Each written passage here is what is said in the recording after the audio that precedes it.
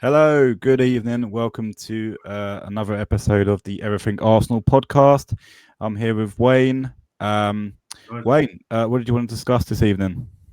Yeah, there's a few things, matey. I wanted to first of all, good evening, matey. Good evening.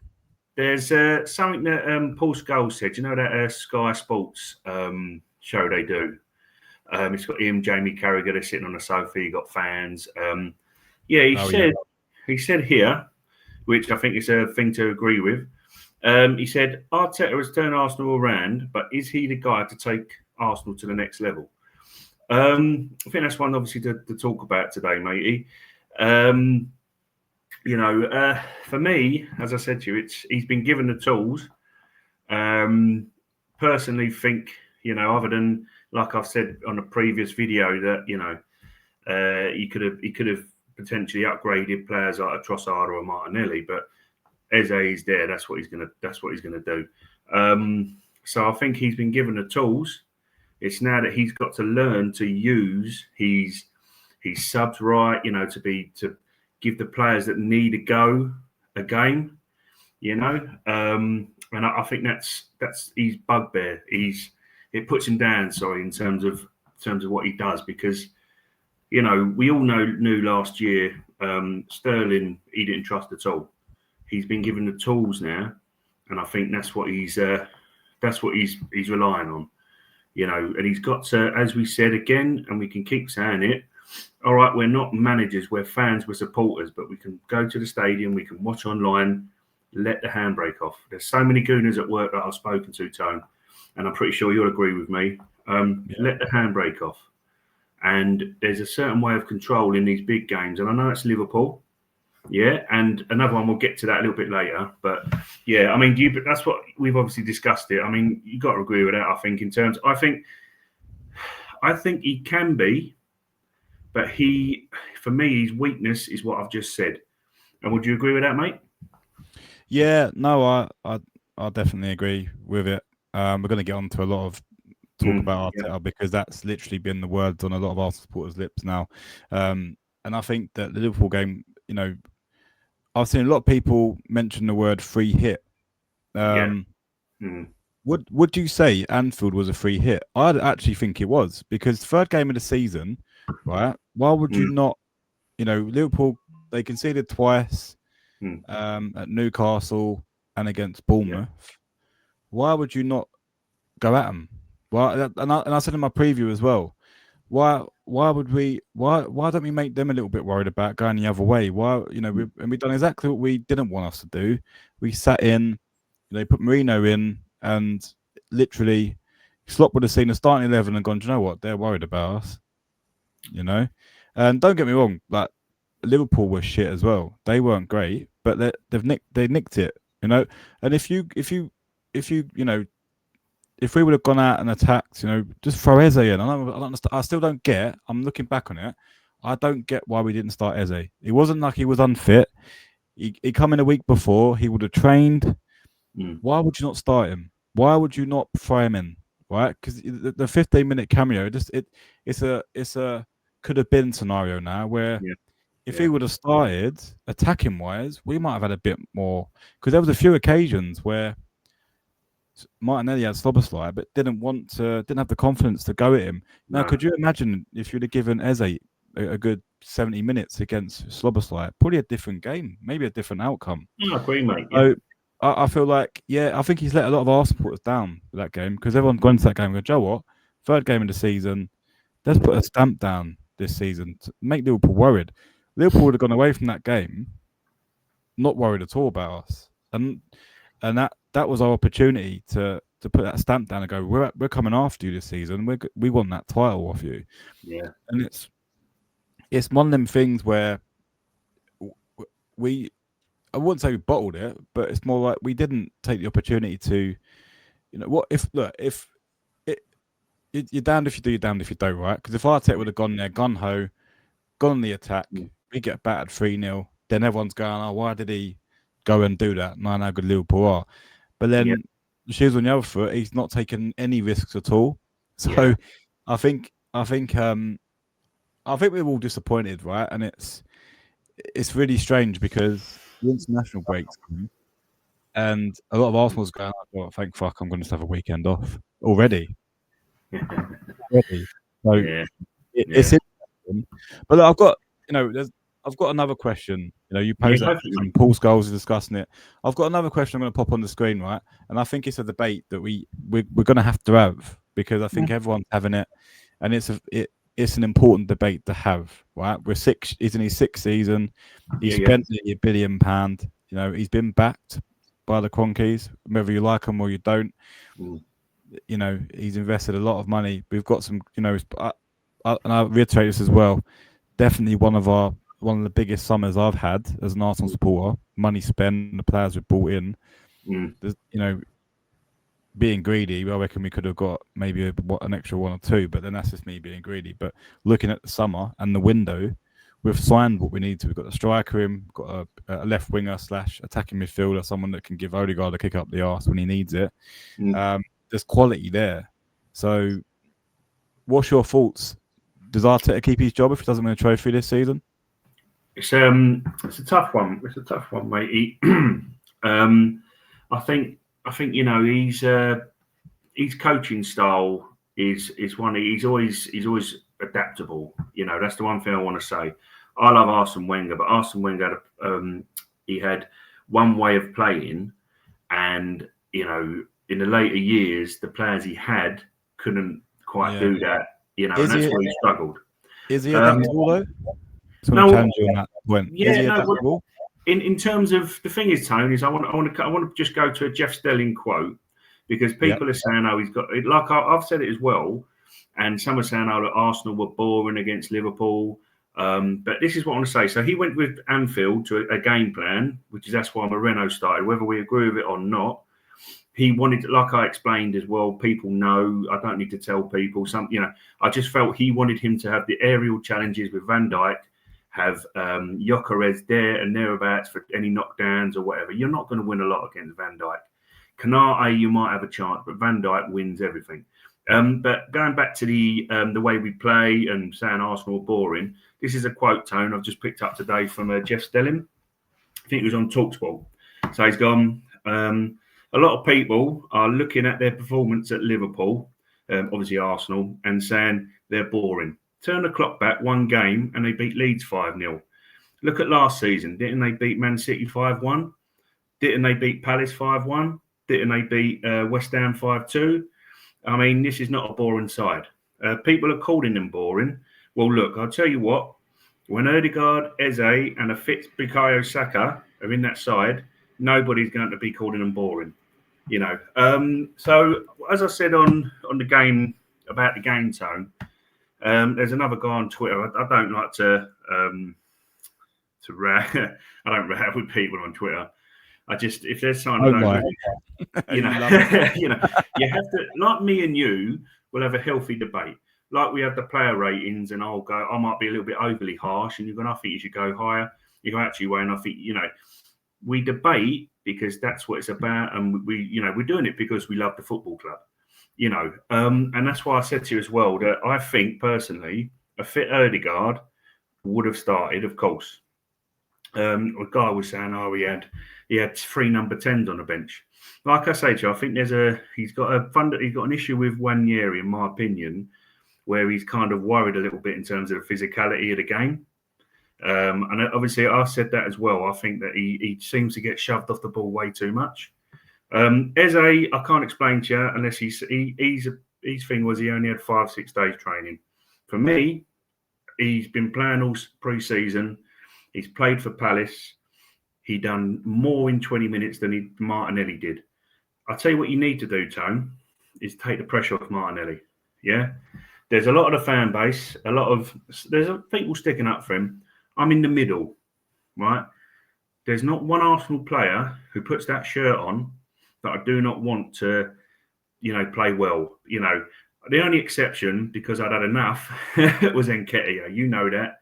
We've had chat. I just thought, look, this guy's not going to make it, or blah, blah, blah. I've reached a point where I'm like, I don't think Martinelli, like I said, and I will back that up. I won't contradict myself. I don't think he's not playing at that level.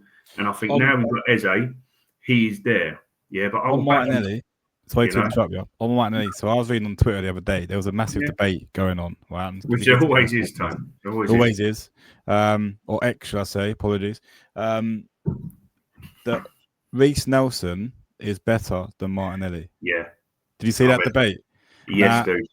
I think that's one too far.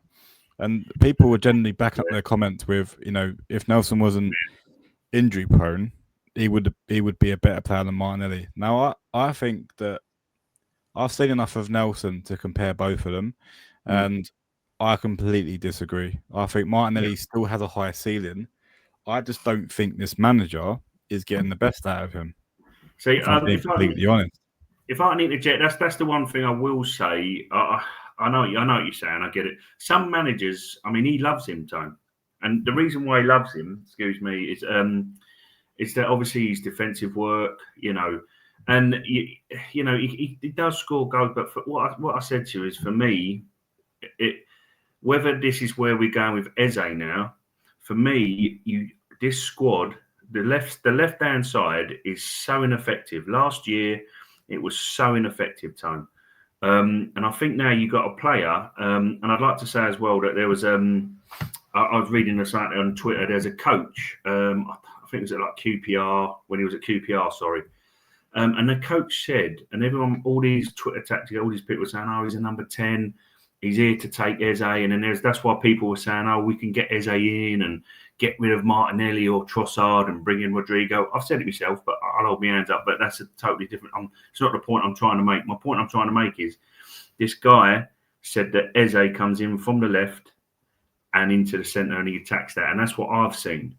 I'm not, I'm not a tactical in the know. I'm not a full-on manager. It's just what I've seen. So that's why I think he's the kind of guy. That's what they're trying to bring in. Obviously, Sanchez was a 1 in a million. I mean, and one of our best winger in our history, me and your history, is Robert Pires. Yeah, without a doubt. I personally think he's better than Sanchez. I'm not biased, but I think he was. But Sanchez had that unpredictability. But Pires was just, it's favouritism more so than anything. But he was unpredictable. And, it's obviously a different story in its whole history. But I just think that type of player, because you remember when, Pires used to do it all the time. But in recent history, and the younger audience were more likely to be more so with Sanchez, because that's who they see. He'd pick the ball up, bang, goal. And that's what I think as well with Eze. He gives you an element of that, and I think that's what that left-hand side is needed, Tone. So I think obviously what it is Martinelli hasn't got that explosive shot in him, that explosive unpredictability. There's memes online taking the mick out of him, taking players on. And as I said to you, matey, and someone said as well, I think we have to realise that this guy's not a winger. He's not a left winger. Whatever player he's just not a great winger. I don't know how to. If he's like an inside forward, if you had like a striker and you got a support striker there. Do you remember? Like, we're not playing FIFA or Pro Evo, but I think he's that kind of central attacking player. He's not a winger anymore. I would play him up front. I'd play him up front. I really would. I think Havertz been injured. I'll tell you what, Tone, and sorry, please have your say straight after this, dude. Go for it. Yeah. I think this is his last audition, Tone, and I think Arteta, if he is always coaches, just need to go. I think either we have two options. The guy's here, unless he goes to somewhere in Turkey. The guy's here. Let's test him out in the League Cup in the central role.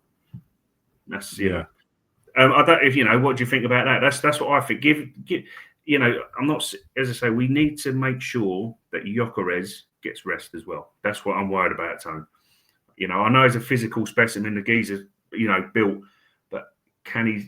It's a constant, isn't it? Champions League, Premier League. So yeah, mate. Yeah. I'm with you with that. I'm with you with that, Tone. I'm getting a lot of. I've seen a lot of stick on Gyökeres. Moving on to him, I've seen a lot of stick on Gyökeres about he looks a bit stiff, he looks unfit, he's moving around. Someone said he's moving around like a big table. I'm laughing because it's so fucking ridiculous. He's had 3 games and he scored 2 goals. The same as most other strikers. Ekatike scored 2 goals. He's not getting the same amount of stick. He's going, oh, what a great start to the season, right? And, and he's had 2 difficult games away to United, away to Liverpool, right? Exactly. And you're not going to get a lot of the ball, right? And I think that's down to Arsenal to create chances for him, to feed him. There's, as you said on the match reaction, there was a few occasions where Martinelli was through, just play the ball, play him in. But he didn't play the pass, carried on going. And it was still, Joe, it was feeding off scraps practically. So I'd still think any Arsenal supporters out there, obviously your opinion is your opinion, but I would say give the guy time to at least settle in. He's not fully fit yet. He didn't have a pre-season. He's been chucked straight in. And, all right, yes, it was Leeds, but he still got off the mark. He still scored. And I think I fancy him against Forest as well to nick a goal. But yeah, I think give the guy time. I think when he's fully fit, he'll offer us a lot of stuff. But I think we need to. It doesn't know what Saka's out injured. When he comes back, there was occasions where he was whipping the ball into the box to Gyökeres. Once that clicks, like you said it earlier in this, in this podcast. Once that clicks, our front three start clicking. Eze involved as well. I was just about to say that. I'm glad you've mentioned, and I don't want to step on your point at all, Tone, but I think that is exactly what you've just said. Yeah. I want to also point to you as well. I I rate Mateta for Crystal Palace. I think he's a very good striker. Look at Eze and Mateta's relationship for Crystal Palace. Eze will find Gyökeres. Saka will find Gyökeres. Ødegaard will have a player who he can find when he's fully fit. He's our captain. He will do it. I still have faith in him. I'm not on the bandwagon that he shouldn't be captain. We had that discussion in an earlier video and whatever. I'm still of the belief that we see that player. Let's hope it's not a Martinelli thing and he reached he's the top of his game and he's struggling to get back up there again. Because I personally think that Martinelli hit his ceiling in that 22-23 season, and then he just, that was it. We haven't seen it since. That's a personal opinion. And I'll tell you one thing as well, with this is what everyone is entitled to it. I hope he can, if there's a chance, if he proves me wrong. Again, I just thought Anfield showed that maybe that's not his position. But sorry, mate, obviously I'm not going off on a tangent again, but I just think you could also, there's different ways of playing, but I think Eze will unlock. So I'm going to pass that back to you because I've totally stepped on your thing. But I'm glad you said that. I believe, Tone, this is a personal faith, and I'm sure you'll agree with me. Fully fit, Ødegaard, Saka, and Eze. And even Madueke, when he gets used to it, comes on or whatever, I think, look, we've got Max Dalman, we've got Wayne. People, he has got so much quality around him. He's got to bang. That's, he's got to, mate. Yeah, we've been talking about tangents. We've gone off on the tangent, and I think our audience would probably like you to just refer you back to the question on the screen. Does Arteta keep his job if he doesn't win a trophy? If you waited 10 minutes for the answer, I'll disappoint you. I'm going to disappoint you on it now. I'm going to let me try to hold it off. You got to imagine I'm a man who sort of like I'm delivering mail all day long. I haven't got really, the guy I work with is not a football fan in the slightest, So I to talk football, I let my stuff off. I go off on a tangent, so I do hold my hands up and apologise, guys. I'm new to the platform. I'll rein that in a little. But it's a tough question. It's serious questions will need to be asked, because this is, in my opinion, as you've just said, it is one of the best windows we've seen. And no matter if you don't like the outgoings of how much we've got for them, Berta has still got rid of what you'd call deadwood, which a lot of fans call deadwood. I would say they're players that are not quite our level, and I still think there's a few. It's a bloody. What's in your mind? I think. I don't like you anymore, mate. We've known each other since we were babies, mate. I don't like you anymore. It's such a tough one. Yeah, I think he should. You think he keeps his job? I would say that I think he should, but I would say to you that I would put that back to you that I think the Cronkies will more than likely have a look at, if he doesn't do it, I think the Cronkies will have a look at a new coach. Come the fact, but that's all on them. I would, but he's under a massive amount of pressure, and for me, I think the pressure will, if he doesn't win anything, the pressure will rise, and I don't know if he'll stay beyond that. For me, he's not up there with my appreciation of Wenger. I just think people do need to realise as well that I think that we are, we're at the end of our tether, because I've got it at work. I've got some West Ham fans. You might have the odd digs from a Liverpool fan, and Man United. We've all got them. We've all got them at our workplaces. We go out for a bit. You all got them. Arsenal fans are, and we're referred to as Banter FC, and that's all, in my opinion, all because of AFTV chucking cameras in fans' faces, and people were laughing at us, and they're like, "Look at Arsenal. Look at this. Look what's happening to that club. They're an absolute state." People don't like the fact now that Arsenal are actually up there again. But the issue I had, the one thing I'm worried. Not worried overly, but I just think now Arteta is here. Yeah, semi-finals last year, second place last year. We need that step. Yeah, he's got to, in my opinion, win a trophy. I will agree with that. I think he should. I think the team is good enough to. Again, if it's injuries, we've got to play it. You look at it now. A quick question as well to the viewers and to yourself. Are you worried if Saka don't make the Nottingham Forest game? You're not really, are you? No. Because you got Madueke. I think Madueke Only one I'm comes in. worried about. Again, we'll end up seeing Moreno up top, or again, it might be what we've just talked about, Martinelli. If Gyökeres, touch wood, gets injured, that's where we're going to struggle because of injuries, not because he's not got the depth in. So, yes,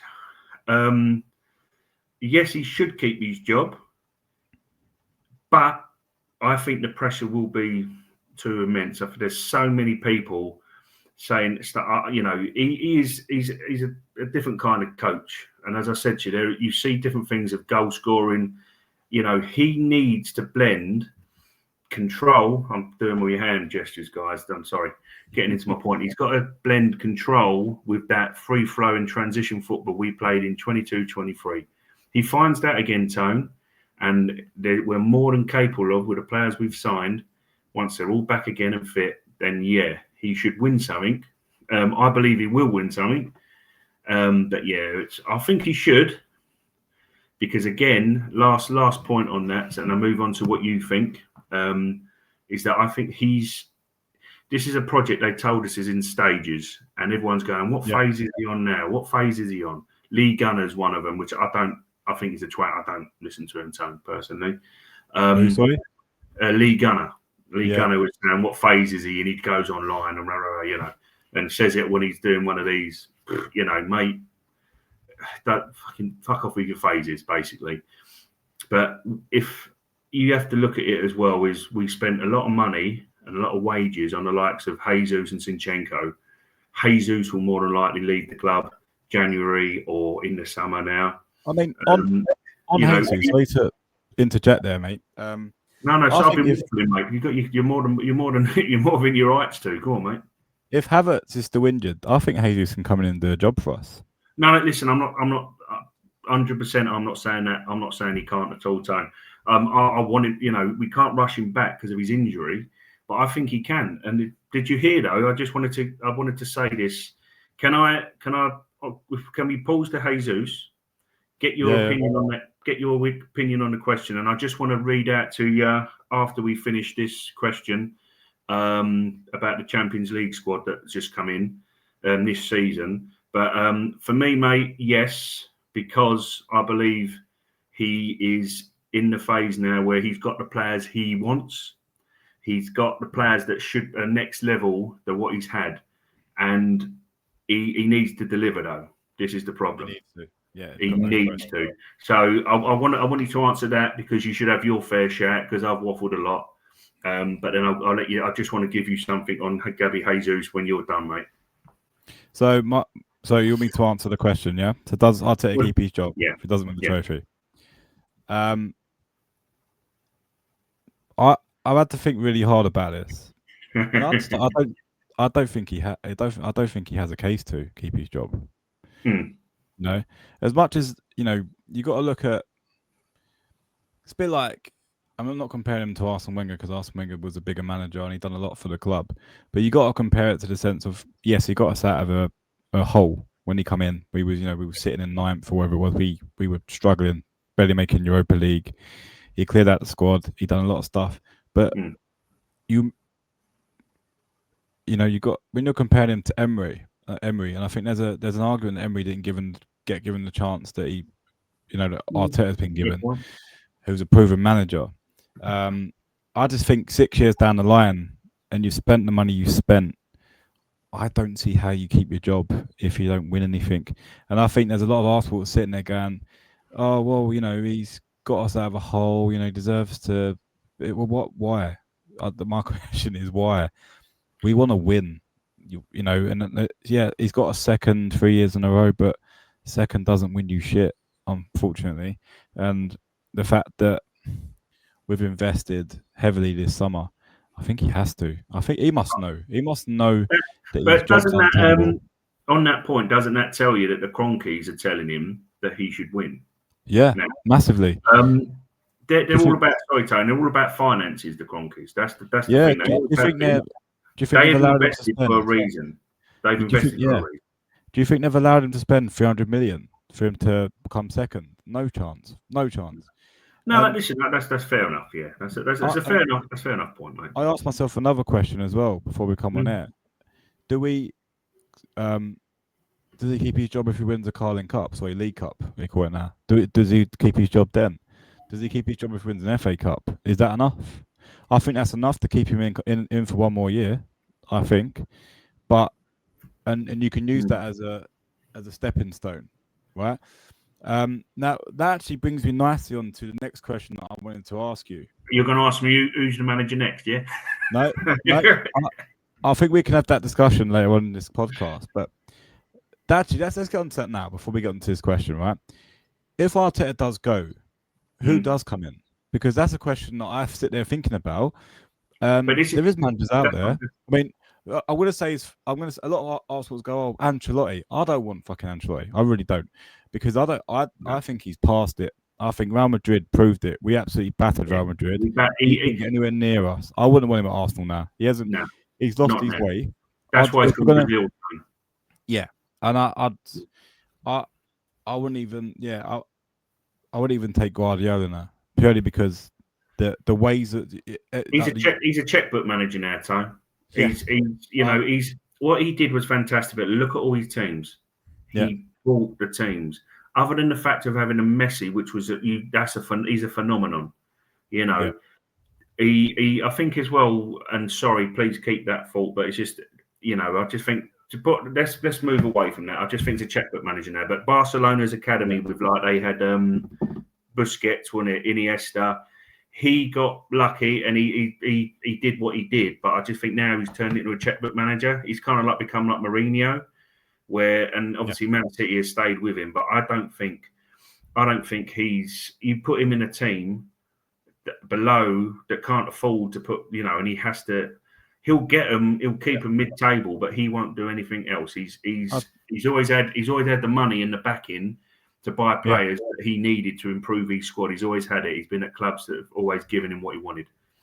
I'm going to be controversial here. If I was to pick a manager to replace Arteta, I'd pick Eddie Howe. I think I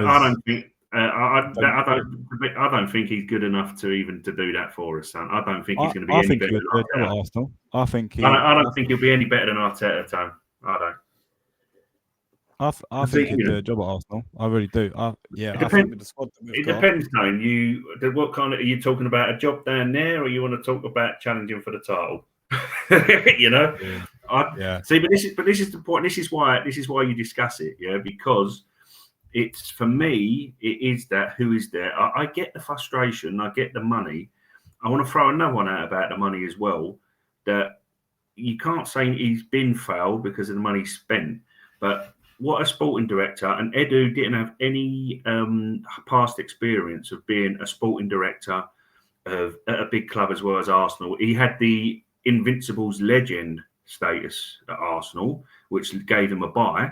He's pulled off a few good deals, but he's overpaid on players' wages.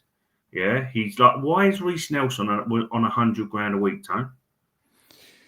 You know? Yeah. Listen, he has been backed. What I'm getting at with Arteta as well is that he's got a proper sporting director now behind him. Bert has come in and he's gone right. There's a whole thing we could do, but we could be here all night about what he's done. But there's been a few tippets going on, snippets, shall I say, tippets? Where'd that come from? Sorry, guys. A few snippets on X, right? Yeah. Saying what Bert has done. And Bert, what he's done is he's watched the games. You watch him, he was at games, he was at training, and he's identified players. And I'm pretty sure that if he could get rid of Trossard and Martinelli, what you just said earlier, I would have another one or two players, didn't you? Yeah. Now, that's not being greedy. I genuinely think if he could have got rid of one of them, he would have got a player in easily. So what I'm getting at is, I'm not saying Edu. I think Edu in certain situations, Edu was right.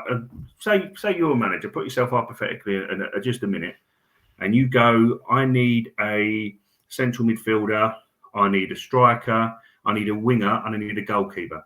We needed that last year, right? So we go in having run Man City close again, yeah. And your sporting director, right, goes, right, I can't get Nico Williams. Put that on the back burner. Okay. I'm going to negotiate for Calafiori. Now, Calafiori, I think, is a fantastic player. And he's obviously what Mikel kind of wanted, a hybrid centre-back, left-back. We got that with Nkapie, by the way. And he's gone, right, I want a midfielder. I can't get Subamendi. Okay, so Edu goes, let's go to the same team. We'll negotiate with Subamendi. Well done. You can't get him here. I'll get you a Marino. Right? Now, Marino is not a fantastic centre midfielder, in my opinion. He's been great as a makeshift number 9 and, as a super sub, but I don't think he's a fantastic central midfielder in himself, especially Premier League level. Yeah. But if manager goes, I wanted a left winger, he brings him Sterling. I want a backup keeper, he brings in Neto, who's cup-tied in the League Cup. This guy has been, like, people, whether you agree with it or not, I like the Havertz signing. I think we might have slightly overpaid, which everyone will agree with.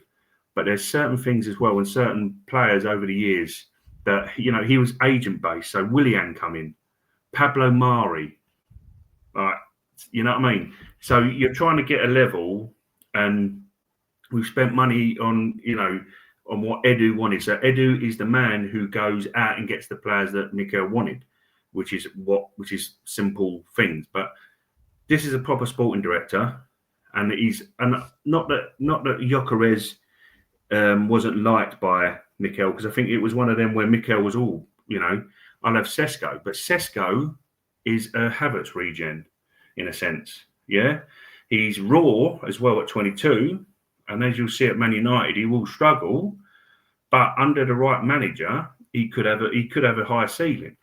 And Bert has come in and said, to be fair, I see Havertz. We need an out-and-out clinical goal scorer with and that's why we got Gyökeres. Point being, Tone, without going through everything now, is that he has a proper sporting director. Yeah. If it's too much, because look, Liverpool signed Isaac. Teams around us have improved. Yeah. If it's too much for the Premier League, I think we can win the Premier League. To answer that question, just down there on the thumbnail, okay. I think we can. I think we're good enough. But if we can't, and if we can't do the Champions League, but he wins the FA Cup, go and replace the players that are maybe not fun, like the level. Now, you've got rid of the Deadwood, and you've got a proper sporting director. Give him that proper sporting director this year. Give him a proper sporting director next year. And if Berta can say, move on, Jesus, I think he'll do a good job for now, but I think we can still upgrade. If you get rid of Jesus, Trossard and Martinelli with Marino, for to chuck him in as well, That's your next level. What I would say you can look to go, let's upgrade. He's got a proper sporting director. Let's give him a chance to work with him. And I think that's where you'll see it come good, dude. You know? Well, yeah. do you know what? I think we'll wrap it up there. Yeah. What would I not too much? So yeah, let's wrap it up. Yeah, I think there's it's a question that's going to be asked throughout this season. Whenever we lose a game, there's going to be question marks on Arteta. I think he's going to have to just take it on and use that as momentum to get us over the line this season. And that is the question: can he get us over the line? It's the argument there, Tom. Definitely, mate. I get what you're saying, and I think you are 100% right in your concerns, dude. I just think give it time, but he has to. I agree with you. I think he has to.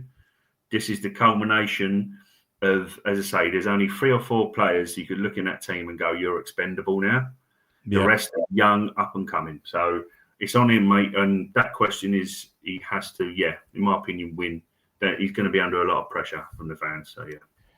Cool. We'll leave that. Guys, put your thoughts in the comments. Show us some love, like and subscribe to the channel. The support's been fantastic so far. So thank you we appreciate it, guys. Thank you very much. Obviously, international break, so there's no game, so we're sitting on our hands at the moment, waiting for stuff, for some stuff to talk about. But obviously, there's loads of debates going on. I think, and I think the next international break is going to be the same debate. We're looking back on the results. But tune in for our next one. Have a good evening. Thanks again. Take care. Cheers. Thank you, guys. See you later. Cheers, guys. Bye. Bye-bye.